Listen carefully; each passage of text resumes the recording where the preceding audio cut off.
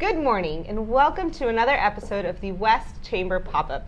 It is a new year and we are very excited to be bringing to you a whole series of new episodes. So thank you very much for joining us. This is once again a series about resources and opportunities in San Antonio for small businesses and entrepreneurs. So today we are meeting with one of our board members, Ms. Allison Greer. Good morning. Good morning. And Allison is the Vice President of External Relations with the Center for Heath Care Services. That's correct. Now, if anyone isn't familiar with the Center for Heath Care Services, this is going to be a great opportunity to learn more about a key and vital resource in San Antonio for mental health and substance abuse. Correct. That is correct. Excellent. So, Allison, could you tell us a little bit more about the center? Sure. So the Center for Health Care Services is a local mental health authority, and we are one of 39 such centers across the state of Texas. Oh. So there are some centers that are centered in one county, and then there are others in rural parts of Texas that have several counties with a county seat. So you look at mental health authorities as the foundation for mental health and substance use treatment in the state of Texas. So we are a safety net organization, so we are taking care of the uninsured and the underinsured. And as you mentioned, we do mental health, substance use, and intellectual and developmental disabilities, which is the new term for mental retardation. Oh, okay. So the center we celebrated our 50th anniversary in 2016, so we've been around for a long time. Our tagline is where hope and healing begin, and that's really how I think of us when I think of the Center for Health Care Services. We really do provide hope and healing for the population in Bexar County. That's wonderful. So it seems like you offer a great comprehensive suite of programs. We do. So we're basically treating birth to death. We've got a program for children ages 0 to 3, that's early childhood intervention. We have a very robust children's program that treats up until adolescents go into adulthood, and then we're treating the adult population as well. Oh, wonderful.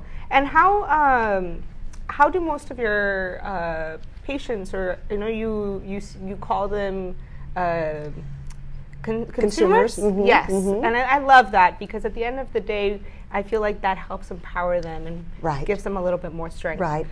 So how can they find you, or if they have any questions? So we've got a website, a very comprehensive website. Yes. A lot of people come through referrals, either through a primary care physician or through friends or word of mouth. And then you can also just walk in the door. Okay, wonderful. And I know you mentioned that you recently celebrated your 50th anniversary, but there's a lot of things going on with the Center for Health Care Services right now. I was very lucky to attend the rededication of the building that we're in right now. That's correct. It's your newest location. And just making sure everyone knows, the services really are offered countywide. There's over 30 different locations. That's correct. That is correct. All across Bexar County. And is this now the most central location? It probably is. Yes. It probably is. The heart of the West Side. Many years ago, when we were contemplating putting a site here, we looked at where the greatest need was, and it was here on the west side of San Antonio. This building that we're sitting in, the Paul Elizondo Clinic, was actually back in the early part of the 19th century, a hotel. Oh, and really? so, and then in one of its former lives before that, it was the Sam Shelter, the site of the old Sam Shelter. We were lucky enough to acquire it from the city of San Antonio. We started work in 2015, 2016, opened actually in December of last year, in December of 2018. And one of the most fascinating things about this building is we were able to preserve the entire shell of the building. So the brickwork that you see on the inside of the building is actually the exterior of the old Grand Hotel. So that is amazing, because I mean, for one, it's great that we're able to bring new life to our centrally located buildings, especially in downtown San Antonio.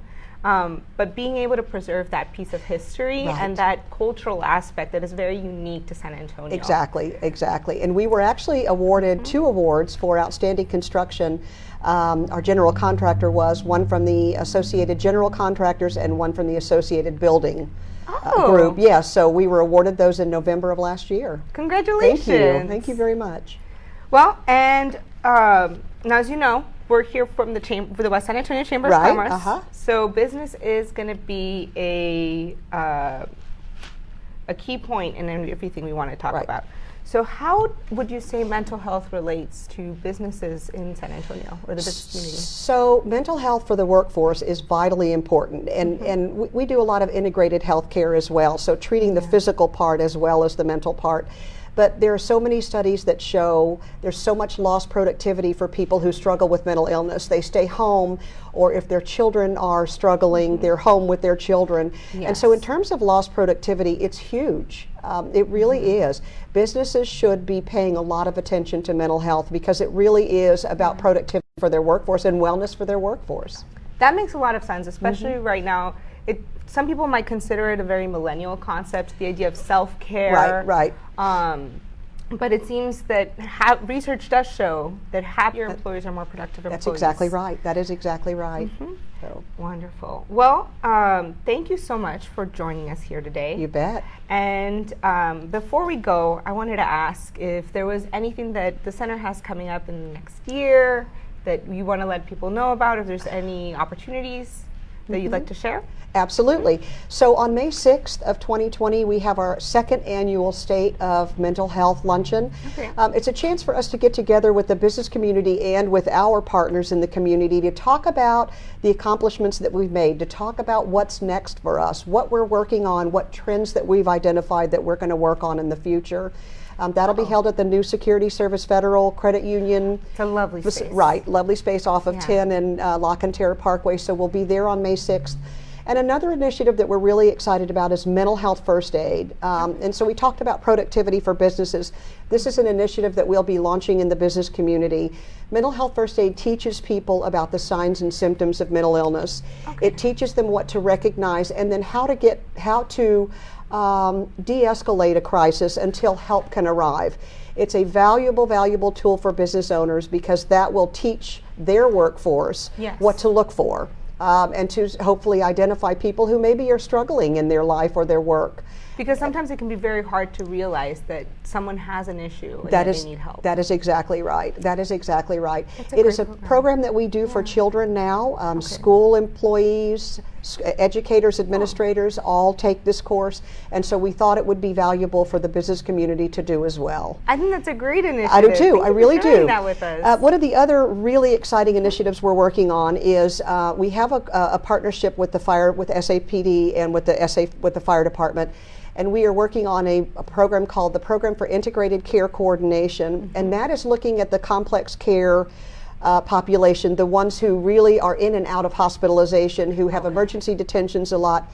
And we are focusing on that group and really wrapping services around them to help them get better.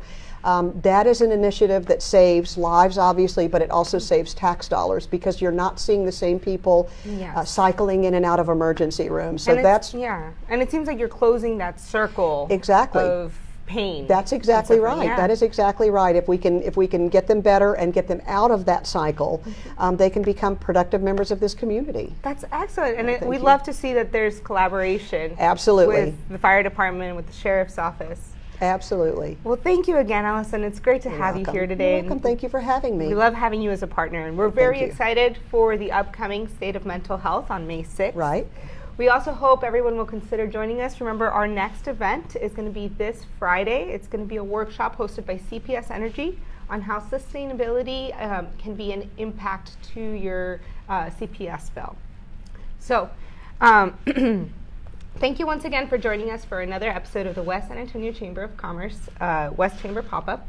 We are bringing these workshops to you to provide information on resources and opportunities in San Antonio.